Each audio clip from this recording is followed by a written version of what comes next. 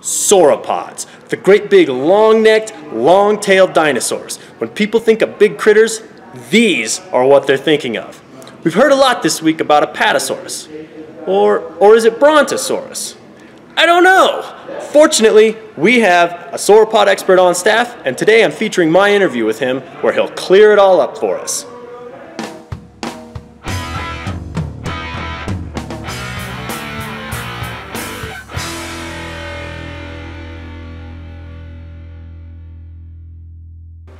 So Apatosaurus versus Brontosaurus. The whole thing goes back to basically the Bone Wars, when Cope and Marsh had their crews out in the western United States collecting dinosaurs left and right. They were basically, in Canyon City, they had quarries right next to each other, and they were pulling out specimens and naming them as quickly as possible. Well, Apatosaurus got named, and Brontosaurus got named. In about 1903, another author decided to synonymize them together. And since Apatosaurus was named first, it had precedent.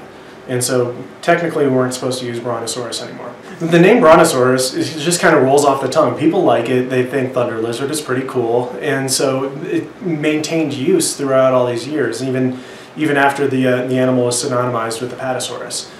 This week things changed. Emanuel Schaap, Octavio Mateus, and Roger Benson just came out with a paper that basically looked at every single specimen of every single confirmed and purported diplodocid dinosaur and evaluated them. They coded characters. I believe it was 400 and something different characters that they coded on this, and they came out with this new matrix showing the relationships of these animals. And it turns out that the animals that were formerly known as Brontosaurus aren't actually very closely related to the animals that were formerly known as Apatosaurus. And so by showing this, this great difference between these species of animals, they made a case that the genus Apatosaurus should be split off from the genus Brontosaurus, and Brontosaurus should be resurrected and is actually proper to use again describing these animals.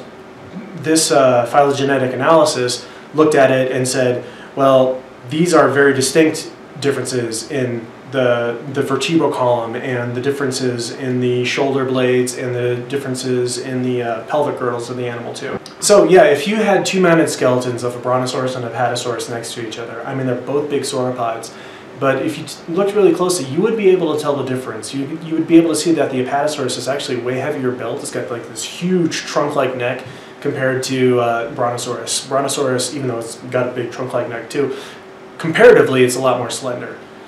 What this phylogenetic analysis did is show that the differences between these different individuals were great enough to justify a generic separation rather than just species. So there it is. According to the latest research, Brontosaurus is now back on the books. Check out some of our other videos, or come by and see us in person at the Dinosaur Resource Center in Woodland Park, Colorado. If you want to participate in the show, feel free to leave your questions and comments in the comment section below, or email them to us at questions@rmdrc.com. Until then, I'm Jacob. Thanks for watching.